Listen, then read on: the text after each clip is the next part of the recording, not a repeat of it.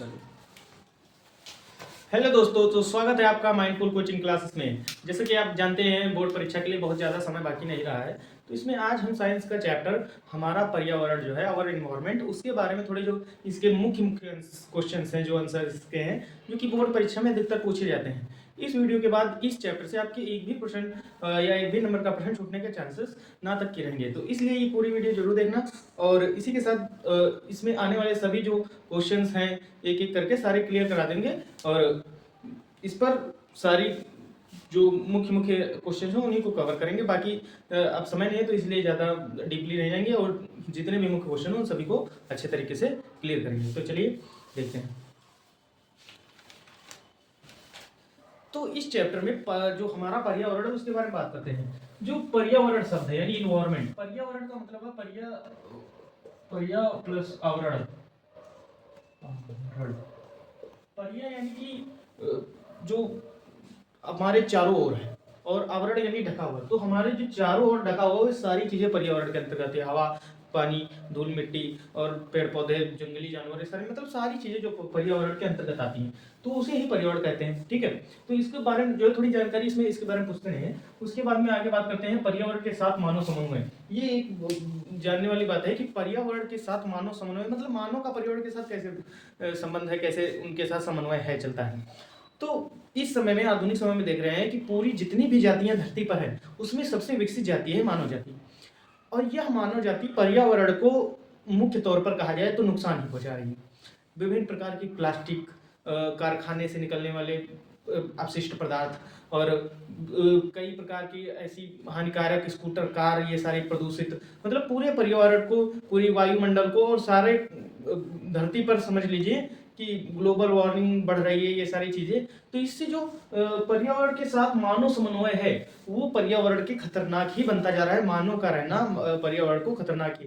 देखिए लगातार वनों की कटाई चलती जा रही है, जितने जंगल है सारे साफ कर दिए जा रहे हैं, ऑक्सीजन बन रही है, ऑक्साइड पैदा ही होती जा रही है। तो जो मानव और पर्यावरण का संतुलन है वो बैठ ही नहीं पा रहा, वो असंतुलित हुआ जा रहा है। तो वो इससे जो है पर्यावरण को काफी क्षति पहुंच रही है। हो सकता है बहुत ही जल्दी, मतलब ऐसा नहीं कि 8-10 साल में, कई सदियों में जल्दी ही, जैसे कि डायनासोर का नष्ट हो गए थे, वो सारी चीजें हो गई थी, तो उसी प्रकार मानव जाति भी ऐसे हो सकता है। क्योंकि इतना ज्यादा अगर किसी पे आप जुल्म पर्यावरण पे कर रहे हैं तो वो भी आपको कुछ ना कुछ गिफ्ट में देगा, तो गिफ्ट में वही रहेगा।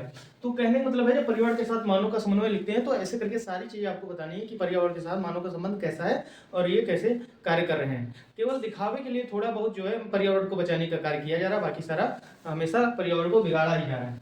अब बात करते हैं परिस्थिति तंत्र या परितंत्र की। जो परिस्थितिकी है, परिस्थितिकी का मतलब होता है विभिन्न विभिन्न समुदायों के जो जंतु हैं, जीव हैं, कई समुदाय के जीव हैं, जंतु हैं, उनके बारे में जब अध्ययन किया जाता है उसको कहा जाता है परिस्थितिकी। जो विभिन्न समुदायों के जीव हैं उनके बारे में अगर हम अध्ययन करते हैं, उनके बारे में जानते हैं, तो उसको परिस्थितिकी कहते हैं। अब इस जो परिस्थितिकी शब्द है इसको अर्नेस्ट हैक्ले ने सबसे पहले दिया था, जो 1888 में दिया था। ये ऑप्शन में एमसीक्यूज में क्वेश्चन आ सकता है, तो उसको याद रखना कि अर्नेस्ट हैक्ले ने परिस्थितिकी की शब्द की व्याख्या, या कह सकते हैं परिस्थितिकी शब्द को सबसे पहले बताया था। अब यहाँ पर जो परिस्थितिकी तंत्र है, परिस्थितिकी तंत्र, यहाँ पे परिस्थितिकी था लेकिन यहाँ पे परिस्थितिकी तंत्र, परिस्थितिकी तंत्र का सबसे पहले एजी टेंसले ने 1935 में शब्द यूज किया था, परिस्थितिकी तंत्र। परिस्थितिकी तंत्र मतलब कि जो भी पूरा पर्यावरण है उसके बारे में, जैसे एक जंगल मान लो, उसमें कई प्रकार के पेड़ पौधे होते हैं, लंबे छोटे बड़े पौधे भी होते हैं, पेड़ भी होते हैं, बड़े बड़े जानवर भी छोटे होते हैं, एकदम कीड़े मकोड़े भी होते हैं, बड़े बड़े जानवर होते हैं। तो ये सारा मिलकर इकोसिस्टम बनाता है, यही परतंत्र, यही परिस्थितिकी तंत्र, यही परतंत्र कहलाता है। तो ये जो है एजे टेंसले ने दिया था 1935 में। अब ये जो इतना आपको अगर समझ में आ गया है, तो इसके बाद में जो इकोसिस्टम है उसको पूरा एक ग्राफ के द्वारा हम जो है आपको बताएंगे, उसमें बहुत ही अच्छे तरीके से आप इकोसिस्टम समझ में आ जाएगा। इससे आपको कोई भी समस्या नहीं रहेगी, आगे इकोसिस्टम में कोई भी दिक्कत परतंत्र में आने वाली नहीं है। तो हम उस ग्राफ की सहायता से आपको समझाने का प्रयास करते हैं। अब हम जो है इस ग्राफ की सहायता से जो परिस्थितिकी तंत्र के घटक हैं उनको समझते हैं। पहले तो परिस्थितिकी तंत्र के घटकों को दो भागों में बांटते हैं। एक तो होता है जैविक घटक और एक होता है अजैविक घटक। अब जैविक अजैविक घटक कौन होता है? जैविक घटक वो होता है जिनके अंदर जान होती है, जो मतलब जीवित होते हैं, या नॉन लिविंग थिंग्स है ना, जो लिविंग थिंग्स सजीव होते हैं वो जैविक घटक कहलाते हैं। फिर जो अजैविक घटक होते हैं वो नॉन बायोटिक, इसको बायोटिक लिख लेते हैं, बायोटिक और नॉन बायोटिक, है ना। तो जो जिनके अंदर जान वगैरह नहीं होती, ये सारी चीजें श्वसन वगैरह से कोई क्रिया नहीं हो, तो वो अजैविक घटक कहलाते हैं। जैविक और अजैविक को पहले अलग अलग बांट लिया गया, फिर इनके अंदर अच्छे तरीके से पढ़ते हैं क्या होता है। तो जैविक अजैविक अच्छे तरीके से समझ में आ गया होगा। पहले हम जैविक घटक के बारे में देख लेते हैं, फिर अजैविक की तरफ चलेंगे। अब जैविक घटकों में भी 3 प्रकार के पाए जाते हैं। तो उसमें से होता है एक उत्पादक, एक उपभोक्ता और एक अपघटक। इन सभी के बारे में कैसे और अच्छे तरीके से सीखते हैं। इसमें जो उत्पादक वाला है, जो आपको एमसीक्यूज में क्वेश्चन आ सकता है कि उत्पादक किन्हें कहते हैं, तो उसमें ऑप्शंस दिए होंगे, तो उस पर क्या लगाना है। उत्पादक वो होते हैं जो अपना भोजन स्वयं बनाते हैं। तो जो अपना भोजन स्वयं बनाते हैं सुपोषी होते हैं, और इनमें जो है प्रकाश संश्लेषण क्रिया होती है, तो वो कहलाते हैं उत्पादक। जैसे उत्पादक के रूप में हम किन्हें लिख सकते हैं, पेड़ पौधे, ठीक है, पेड़ पौधे लिख सकते हैं ना। तो लेकिन पेड़ पौधे याद रखना हरे होने चाहिए, ऐसा नहीं कोई भी पेड़ पौधा सूखा हो गया। तो हरे पेड़ पौधे कहने मतलब जब हरा होगा, जब क्लोरोफिल उसके अंदर होगा, तभी तो वो प्रकाश से संश्लेषण कर पाएगा, तभी तो वो फोटोसिंथेसिस यानी प्रकाश संश्लेषण कर पाएगा। तो वो हो जाता है उत्पादक। यानी जो भोजन बनाते हैं। तो सबसे पहले भोजन कौन बनाता है, पेड़ पौधे, वही जो है भोजन बनाते हैं, वही उत्पादक का काम करते हैं। किसी भी कंपनी में जब कोई भी चीज का उत्पादन होता है, तो वही उत्पादक का कार्य होता है। जब उसी उत्पादन को जब कोई यूज करता है, जैसे मान लीजिए ये मार्कर है, तो किसी कंपनी में बना होगा, तो ये क्या हो गया, उत्पादक यानी प्रोडक्ट यानी प्रोड्यूसर, ठीक है। किसी ने उत्पादन किया तो उसको प्रोड्यूसर हो गया। अब हम इसको उपयोग कर रहे हैं, इसको लिख रहे हैं, उपयोग कर रहे हैं, तो हम हो गए इसके कस्टमर यानी उपभोक्ता। तो उसी प्रकार ये जो पेड़ पौधे होते हैं, इन पेड़ पौधे से जिसको भोजन मिलता है वो कहलाते हैं उपभोक्ता। क्या कहलाते हैं, उपभोक्ता। अब उपभोक्ता यानी कस्टमर्स, यानी अब उपभोक्ता जो है कंज्यूमर्स कह सकते हैं, कस्टमर्स है ना, कंज्यूमर कहते हैं। तो जो उपभोक्ता है ये भी 3 प्रकार के होते हैं। एक होते हैं शाकाहारी, कौन होते हैं, शाकाहारी, है ना। एक होते हैं प्राथमिक मांसाहारी कह सकते हैं, है ना, प्राथमिक मांसाहारी, और एक मांसाहारी, सीधे लिख सकते हैं मांसाहारी। तो अब इनमें क्या अंतर है, प्राथमिक मांसाहारी, है ना। तो इनमें क्या अंतर है, शाकाहारी वो होते हैं, जैसे कि मान लीजिए पेड़ पौधों को खाने वाले शाकाहारी कौन हो सकते हैं, बकरी हो गई, खरगोश हो गया, गाय हो गई, ऐसे करके जो मात्र पेड़ पौधों को खाते हैं वो शाकाहारी उपभोक्ता हो गए। अब ये जो द्वितीय ये जो प्राथमिक मांसाहारी है, इनका कहने का मतलब है कि जो इनको खा जाते हैं, इनको शाकाहारी लोग, जैसे कि बकरी को भेड़िया खा सकता है। उसके बाद में जैसे खरगोश ने पेड़ पौधों को खाया, तो खरगोश को कौन खा सकता है, शेर हो गया, ये भेड़िया हो गया, या ऐसे करके कोई भी जो द्वितीय बिल्ली हो गई, ऐसे करके चूहा, जैसे चूहे को बिल्ली खा सकती है, तो वो प्राथमिक मांसाहारी में के अंतर्गत आएगी।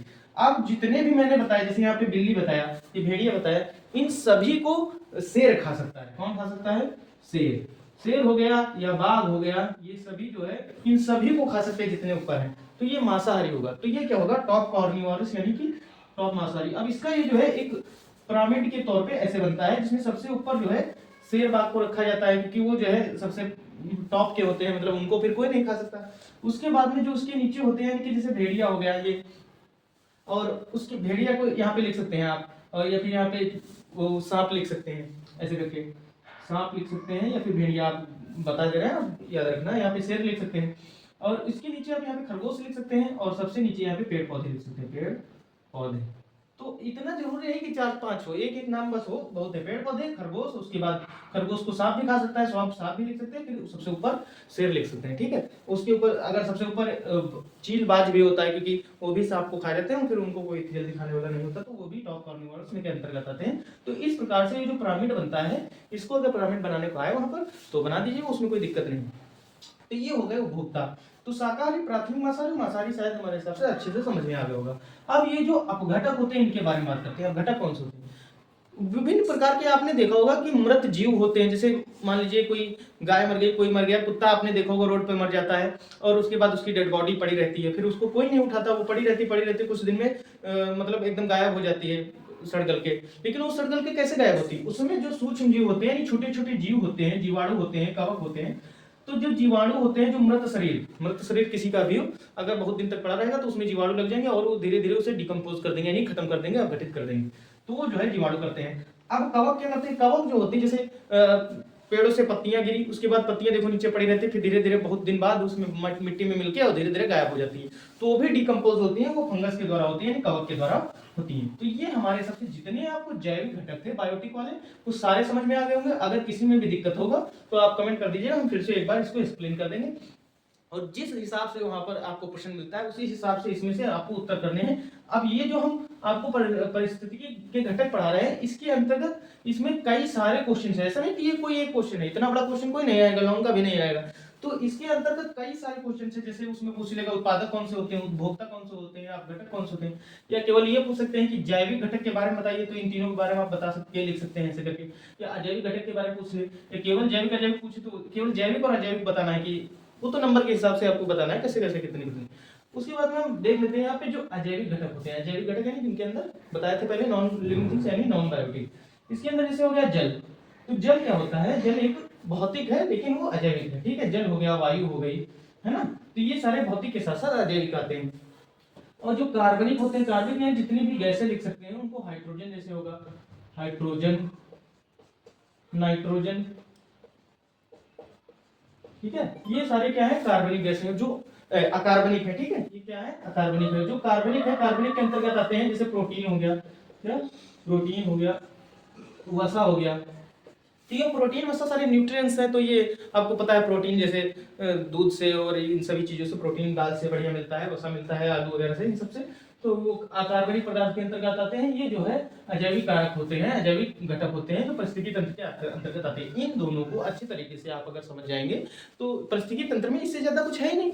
इसके बाद जो है वो एकदम थोड़ा थोड़ा वो इसी से रिलेटेड है, तो वो उसमें कोई दिक्कत होने वाली नहीं। इन सभी को लेकर आप अच्छे तरीके से अगर कंफर्म है तो परिस्थितिकी जो वाला जो हमारा पर्यावरण है वो आपका चैप्टर पूरा कंप्लीट है, समझिए। उसके बाद में जो इसके और भी कुछ इससे रिलेटेड होंगे तो हम और बता दे रहे हैं, जो थोड़े बहुत रिलेटेड है, बाकी इसी में से क्वेश्चंस बनते हैं, तो आगे वो भी हम देख लेते हैं क्या है उसके आगे देखते हैं। अब इसमें से जो क्वेश्चन आता है, ये लॉन्ग का क्वेश्चन है, इस तरह का बहुत ही अच्छा क्वेश्चन है, पूछा जाता है कि ऊर्जा का प्रवाह कैसे होता है, यानी जो परितंत्र में ऊर्जा का प्रवाह कैसे होता है, इसके बारे में बहुत अच्छे तरीके से समझते हैं, और इससे आने वाले सभी प्रश्नों को आप अच्छे तरीके से कर पाएंगे। तो जो है ऊर्जा का जो प्रवाह है, यानी जो ऊर्जा है वो एक से दूसरे में स्थानांतरित होती है, ना ही वो बनाई जा सकती है और ना ही खत्म किया जा सकती है। ऊर्जा को एक से दूसरे में स्थानांतरित किया जाता है मात्र, बस। जैसे कि ऊर्जा यानी एनर्जी, जो प्रकाशीय ऊर्जा है, प्रकाशीय ऊर्जा, प्रकाशीय सौर ऊर्जा लिख सकते हैं, सौर ऊर्जा लिखिए ज्यादा सही से, सौर ऊर्जा, है ना। सौर ऊर्जा को आप समझते हैं पेड़ पौधों द्वारा रासायनिक ऊर्जा में, रासायनिक ऊर्जा में परिवर्तित किया जाता है या स्थानांतरित किया जाता है।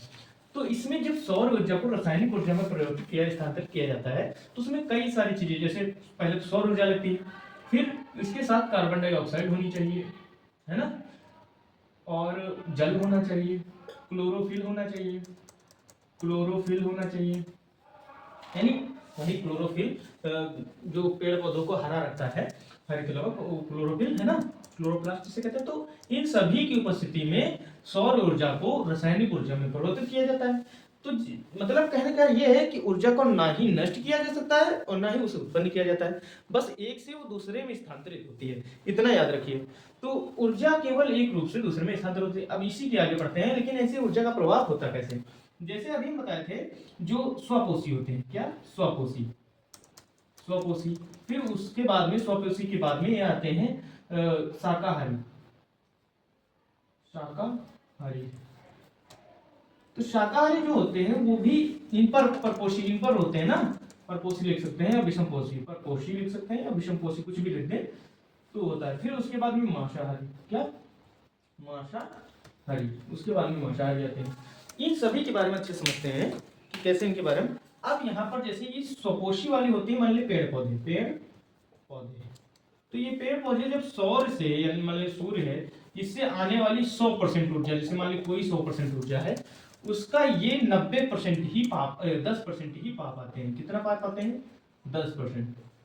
समझिए, ये अगर 100% ऊर्जा आ रही है तो उसका 10% ही पा पाते हैं, बाकी 90% क्या हो जाती है, इनकी क्रिया में सारी नष्ट हो जाती है, मतलब खत्म हो जाती है, कह सकते हैं नष्ट हो जाती है, या उसमें मतलब क्षय हो जाता है ऊर्जा का, मतलब ये प्राप्त नहीं कर पाते हैं, नष्ट नहीं कर सकते, लेकिन वो क्षय हो जाती है ऊर्जा, उसको प्राप्त नहीं कर पाते हैं पेड़ पौधे, इनको मात्र 10% ही ऊर्जा प्राप्त होती है। उसके बाद में इनकी जो 10% होती है वो 10% जरूर है इनकी, लेकिन वो 100% मानी जाएगी। जैसे कि कोई भी परसेंटेज हो, जैसे कहने मतलब है 100 रुपए है तो वो 100 रुपए 100% के बराबर मान सकते हैं, लेकिन जब 10 रुपए उसी के बचते हैं तो 10 को भी 100% बाद में माना जाएगा, क्योंकि हम जब उसको दूसरे को देंगे, ठीक है। तो इस दूसरे यानी 10% में से भी 10% का 10% जो भी ऊर्जा है तो उसमें का भी 90% यहाँ पर क्षय हो जाता है। कितना? 90% क्षय हो जाता है, इनको भी 10% मिलता है। फिर जो भी ऐसे घटता चला जाता है, क्षय होता चला जाता है, इनसे में जो इनसे स्थानांतरित होता है दूसरे में, यानी स्वपोषी से परपोषी शाकाहारी में, फिर परपोषी से मांसाहारी में, ऐसे करके जब स्थानांतरित होता जाता है तो हर बार 90% जो ऊर्जा होती है उसका क्षय होता जाता है। उसके बाद में इस 10% से भी इनको 10% प्राप्त होता है, तो इसको भी क्या कहते हैं, ये भी 90% क्या हो जाती है, क्षय हो जाती है। तो इसमें जो ऊर्जा होती है उसका क्षय बहुत ज्यादा होता है। इस ऊर्जा के क्षय होने को लिंडमान कहते हैं। क्या कहते हैं? लिंडमान का नियम कहते हैं।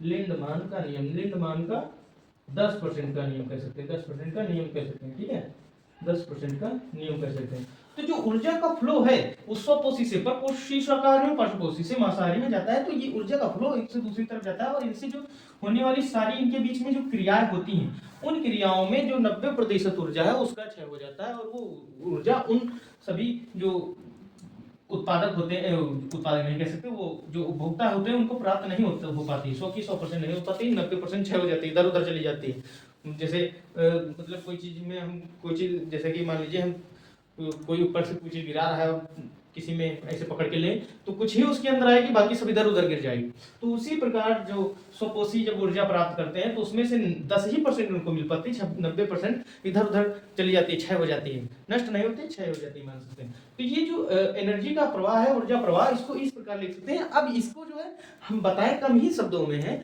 लेकिन इसको आपको अगर लिखना है तो आप इसको बुक में पढ़ के अच्छे तरीके से आप समझा दिए हैं, इसको लॉन्ग आंसर में बहुत ही अच्छे तरीके से लिख सकते हैं। एक पहले इनके बारे में, स्वपोषी के बारे में, फिर परपोषी के बारे में, फिर मांसाहारी के बारे में, इनके बारे में लिखकर, और लिंडमान का नियम 10% के हिसाब से 90% क्षय हो जाती है, इस प्रकार से लिख देना। और आपको बताना है कि ऊर्जा मात्र स्थानांतरित होती है, ना नष्ट होती है, ना उत्पन्न होती है। ऐसे करके इन सभी अगर टॉपिक्स के साथ आप बताएंगे तो एग्जामिनर को लगेगा कि हाँ बच्चे ने पढ़ा है तब तो ये सारी चीजें लिख रहा है, तो इतना देखते ही आपको नंबर अच्छे खासे ठीक ठाक दे देगा। लेकिन अगर आप ऐसे ही कोई रामगाथा लिखेंगे तो इतने अच्छे नंबर नहीं देगा। इसी प्रकार से जब जो अभी हमने पहले आपको पढ़ाया था परिस्थिति तंत्र, तो वो जो पढ़ाया था ऐसे करके कि पेड़ पौधे उत्पादक होते हैं और जो शेर वगैरह ये सारी चीजें, तो उसी प्रकार से तालाब के अंदर भी परितंत्र होता है, तालाब के अंदर यानी समुद्र के अंदर, तो उसके अंदर भी जैसे पेड़ पौधे तालाब के अंदर आपने भी देखे होंगे, ऐसे ऐसे पेड़ पौधे होते हैं, उसके अंदर वो भी उत्पादक का काम करते हैं। वहां भी कई प्रकार के जीव होते हैं जो उन पेड़ पौधों को खाते हैं, फिर वो जो जीव पेड़ पौधों को खाते हैं उन जीव को बड़े जीव खा लेते हैं जो मांसाहारी होते हैं, तो उसके अंदर भी पूरा परतंत्र चलता है जो तालाब के अंदर समुद्र के अंदर चलता है, तो वो समुद्रीय या तालाबीय परतंत्र कह सकते हो। उसके बारे में अगर क्वेश्चन आए तो सेम वैसे ही लिखकर और उसको लिख सकते हैं। बस उसके जो उदाहरण है वो आप पढ़ लेना, जो तालाब के अंदर उदाहरण है, जैसे जो उसके उत्पादक होंगे उसके उदाहरण कुछ अलग होंगे। यहाँ पे पेड़ पौधे कई प्रकार के होते हैं, तालाब के अंदर अलग अलग पेड़ पौधे होंगे, समुद्र के अंदर अलग अलग पेड़ पौधे, उनका नाम दूसरा होगा, तो उनको आप पढ़ लीजिए, बस उसी जगह पे खाली चेंज करते जाना, बाकी सारी चीजें वही। अब यहाँ पर कुछ जो है, एक होता है कृत्रिम परतंत्र, एक होता है प्राकृतिक परतंत्र। कृत्रिम परतंत्र यानी जैसे आपने देखा हो मूवीज वगैरह में, आपने रियल में भी देखा होगा कि फिश का एक्वेरियम बनाते हैं बढ़िया, उस एक्वेरियम में फिश होती है और उसमें पेड़ पौधे भी बढ़िया तरीके से लगे होते हैं, उसमें मतलब पूरा समुद्र के अंदर का एक भाग बना दिया जाता है, एक बढ़िया इकोसिस्टम बनाया जाता है, तो उसे ही परतंत्र कहते हैं, तो वो कहलाता है कृत्रिम परतंत्र। फिश एक्वेरियम जो बड़ी बड़ी देखा होगा आपने, रखा होता है बड़ी बड़ी फिल्मों में, आपने देखा बड़ी बड़ी जगहों पे ऐसे रखा होता है, तो उसमें जो है पूरा एक्वेरियम बना होता है, कई प्रकार की मछलियां उसके अंदर तैरती रहती हैं और ऐसे करके पेड़ पौधे लगा दिए जाते, तो उसके अंदर पूरा कृत्रिम परतंत्र बना दिया जाता है, तो वो कहलाता है कृत्रिम यानी आर्टिफिशियल इकोसिस्टम। उस और जो प्राकृतिक है वो प्राकृतिक तो है, प्राकृतिक बारे में जानते हैं। तो इस चैप्टर से जितने भी लगभग क्वेश्चन थे, अगर इसके बाद में अगर और कोई क्वेश्चन बच रहा है, एक क्वेश्चन और बच रहा है कि फूड श्रृंखला वाला, कि फूड चेन कैसे काम करती है। तो फूड चेन जो हम बताए थे, ये तो हो गया एनर्जी एक से दूसरे में जाना, ये तो एनर्जी जाती है, जैसे ये एनर्जी आती है उसी प्रकार फूड चेन काम करती है। फूड चेन, लेकिन आपको ये पता है फूड चेन एक ही फूड चेन लगातार होनी चाहिए। जैसे अगर यहाँ पर उत्पादक है तो उसके बाद में उपभोक्ता, उसके बाद में जो मांसाहारी है वो, ऐसे करके लाइन से लाइन बाय लाइन वो फूड चेन कहलाती है। उसके बारे में अगर थोड़ी सी जानकारी और बता देते हैं। अब इसके बाद इसमें जो खाद्य श्रृंखला यानी फूड चेन टॉपिक है, इसको थोड़ा सा क्लियर कर लेते हैं। इसी में जो खाद्य जाल था उसी को भी क्लियर कर लेंगे।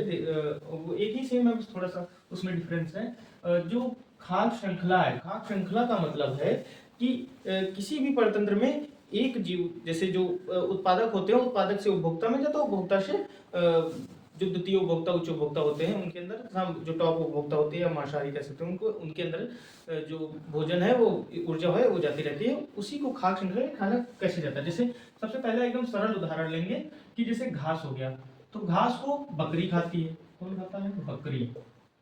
और बकरी को शेर खा जाता है। तो ये हो गया उत्पादक, ये हो गया कस्टमर, और ये हो गया, ये भी कस्टमर है लेकिन ये है टॉप कस्टमर कह सकते हैं। जैसे ये हो गया घास यानी कि उत्पादक हो गया। फिर इसके बाद में ये हो गई शाकाहारी, और शाकाहारी फिर मांसाहारी खा जाती है, शाकाहारी को मांसाहारी खा जाता है। इसी प्रकार से हम दूसरा देखते हैं, क्योंकि इससे थोड़ा और एक चेन बढ़ जाएगी, उसमें देखते हैं। जैसे घास हो गई, घास को कीड़े मकोड़े भी खा सकते हैं, कीड़े मकोड़े। और कीड़े मकोड़ों को छिपकली या कह सकते हैं, मेढक कह सकते हैं, मेढक खा लेगा मान लीजिए कीड़े मकोड़ों को। फिर मेढक को जो है सांप खा लेगा, सांप। और फिर सांप को बाज या गिद्ध लिख सकते हैं, बाज या गिद्ध। ठीक है, तो इसमें देखिए कितनी बार ऊर्जा का प्रभाव हुआ। घास से कीड़े मकोड़े में, कीड़े मकोड़े से मेढक में, मेढक से सांप ने, सांप से बाज में या गिद्ध में। यहाँ पे घास से बकरी में, बकरी से शेर में, डायरेक्ट है ना, डायरेक्ट उत्पादक, फिर उपभोक्ता, और फिर मांसाहारी जो है। तो इसमें ये जो एक प्रकार से ये दिखाया, ऐसा नहीं कि अब इसमें ये नहीं कि यहाँ पे मेढक लिख दिया फिर यहाँ पे कीड़े मकोड़े लिया, तो मेढक कीड़े मकोड़ों को थोड़े मतलब कीड़े मकोड़े मेढक को थोड़ा ना खा सकते हैं। तो इस हिसाब से लिखना है जिस हिसाब से फूड चेन चलती है, तभी तो फूड चेन बनी, तभी तो फूड श्रृंखला बनेगी। जब आप एक लाइन से ऐसा करके लिखेंगे तभी तो फूड श्रृंखला बनेगी। जब इसी को क्या कहते हैं, इसी को कहते हैं परभक्षी। ये जो होता है एक दूसरे पर निर्भर, यानी परभक्षी, एक दूसरे पर निर्भर होना मतलब परभक्षी कहलाता है। तो ये एक दूसरे पर निर्भर है, तो ये कहलाते हैं परभक्षी। अब जो अपघटन करते हैं यानी कि मृतोपजीवी खाद्य श्रृंखला, मृतोपजीवी खाद्य श्रृंखला, मृत जो जीव होते हैं वो, उसके बाद में मृत जो जीव, जैसे मान लीजिए कुत्ता मर गया, वो मृत जीव हो गया सबसे पहले। उसके बाद में उन मृत जीव पर कौन आएगा, उन मृत जीव पर जीवाणु आएंगे, जो भी जीवाणु हो गए, कवक, बैक्टीरिया, वो सारी चीजें आ जाएंगी। उनके बाद में वो खत्म हो जाएगी, डिकम्पोज हो जाएगी, वातावरण बन जाएगा बढ़िया, तो उसके बाद वातावरण लिख सकते हैं ना। तो वो जो है एक हो गया मृतोपजीवी खाद्य श्रृंखला, है ना। ये क्या है, ये खाद्य श्रृंखला ऐसे ही, इसमें जो ये है ये परभक्षी कह सकते हैं इसको। ठीक है, तो ऐसे करके वो जो खाद्य श्रृंखला के अगर प्रकार उसमें लिख लो तो ऐसे लिख सकते हैं, परभक्षी, परजीवी और मृतोपजीवी खाद्य श्रृंखला। और खाद्य श्रृंखला को ऐसे प्रकार से लिख सकते हैं। खाद्य श्रृंखला यानी चेन एक समझ लीजिए, जो कि एकदम घास के बाद कीड़े मकोड़े ही होने चाहिए। ठीक है ना, घास के बाद मतलब खरगोश भी लिख सकते हो, लेकिन ऐसी चीज ना होनी चाहिए कि जो उल्टा ऐसा ना लिख सकते हैं कि यहाँ पर लिख दिया शेर, और शेर को ऐसे लिख दिया बकरी। तो शेर को बकरी थोड़े ना खा जाएगी, उल्टा हो जाएगा। फिर ये फिर जो खाद्य श्रृंखला है वो नहीं बन पाएगी, फूड चेन नहीं बन पाएगी। ठीक है, तो फूड चेन बनाने के लिए एकदम सिस्टमैटिक रूप से इसको लिखना होता है, सिस्टमैटिक रूप से। उसी में जैसे जैसे हमने लिखा है इसी प्रकार से उसमें थ्योरेटिकल भी लिखना होता है, बस इसमें दिक्कत है कि क्या है, वो हो जाएगा। इसके बाद में इस खाद्य श्रृंखला जैसे जैसे बनी है खाद्य श्रृंखला, उसी में एक शब्द होता है, एक क्वेश्चन आता है खाद्य जाल, यानी कि जो हो गया फूड वेब, उसे कहते हैं फूड वेब। ठीक है, फूड वेब, इसके बारे में थोड़ा सा समझ लेते हैं। अब फूड वेब में जैसे मान लीजिए यहाँ पे घास बना दिया, घास ऐसे लिखना है वहां पे। अब आपकी बुक में चित्र बना होगा, लेकिन वहां पे चित्र नहीं बनाना, चित्र बनाने में बहुत समय लगेगा, वो समय हमको नहीं बनाना। यहाँ घास लिख सकते हैं। अब घास को कौन कौन खा सकता है, घास को खरगोश खा सकता है, घास को कीड़े मकोड़े खा सकते हैं, मकोड़े। ठीक है, घास को बकरी खा सकती है। ठीक, अब इन सभी को कौन खा सकता है, ऐसे करके लिख देंगे। जैसे मान लीजिए यहाँ पे भेड़िया लिख दिया, तो भेड़िया जो है खरगोश को भी खा सकता है, भेड़िया बकरी को भी खा सकता है। ठीक है, ये निशान उल्टा बांधते चले तो इधर कोई बनाएंगे, तो ये इसको भी खा सकता है। कीड़े मकोड़े यहाँ पे जैसे लिख दिया सांप, यहाँ पे लिख दिया मेढक। ज्यादा नहीं लिखना है, ऐसे इतने लिखना है जितने आपको समझ में आए। अब मेढक जैसे कीड़े मकोड़ों को खा सकता है, मेढक सांप को खा सकता है, सांप ये जो है खरगोश को भी खा सकता है ना। ऐसे करके मतलब ऐसी बनाना है, 4, 7, 8, 10 नाम लिखने हैं जिसमें उपभोक्ता भी हो, वो द्वितीय जो शाकाहारी हो, जो शाकाहारी होते हैं वो भी हो, जैसे बकरी होगा, खरगोश ये शाकाहारी होते हैं, ये भी हो। और जो बीच के मांसाहारी होते हैं जैसे भेड़िया हो गया, ठीक है, तो सांप हो गया, ये भी हो। और उसके बाद में सबसे लास्ट यानी गिद्ध लिख देते हैं और शेर लिख देते हैं। ठीक है, ये भी हो। तो उसके बाद में जो शेर है ये सबको खा जाएगा, इसको भी खा जाएगा, सांप को भी खा सकता है, बकरी को भी खा सकता है, खरगोश को भी खा सकता है। ठीक है, और ये गिद्ध भी सांप को भी खा सकता है, ठीक, मेढक की भी खा सकता है।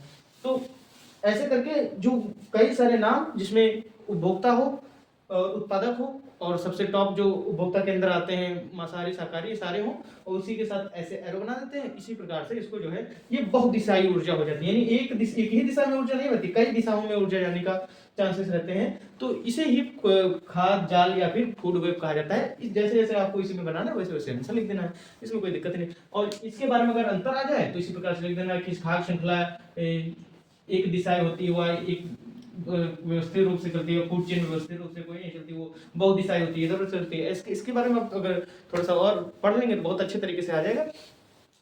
इसके बाद इस चैप्टर में जो हमारा पर्यावरण है इसमें कुछ भी नहीं रह जाता है। आप इस पूरे चैप्टर का आशा है कि बहुत अच्छे तरीके से आपको समझ में आ गया होगा और इससे एक भी क्वेश्चन छूटने वाला नहीं है। थोड़ा सा और अध्ययन करिए और आप बोर्ड में बहुत अच्छे तरीके से नंबर ला सकते हैं। हमारे साथ जुड़े रहिए और ऐसे ही हम आगे आने वाले जितने भी फिजिक्स और बायोलॉजी के चैप्टर्स हैं उनको एक एक शॉर्ट में आधा आधा एक घंटे में आपको जो उसके मुख्य मुख्य टॉपिक है उनको कवर कराने की पूरी कोशिश करेंगे। तो इसके लिए हमारे चैनल को सब्सक्राइब कीजिए। धन्यवाद। जय हिंद। वंदे मातरम।